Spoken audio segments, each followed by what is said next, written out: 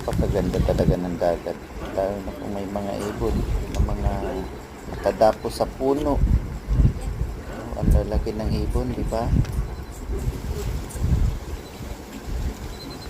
Ang dagat tahimik. Linis ng tubig. Ang sarap maligo. Kaganyan. Siguro yung mga ibon busog na kaya tahimik sila dyan.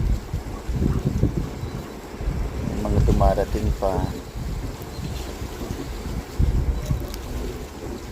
Ayun, yung isa. Yung umapo. Busog na din.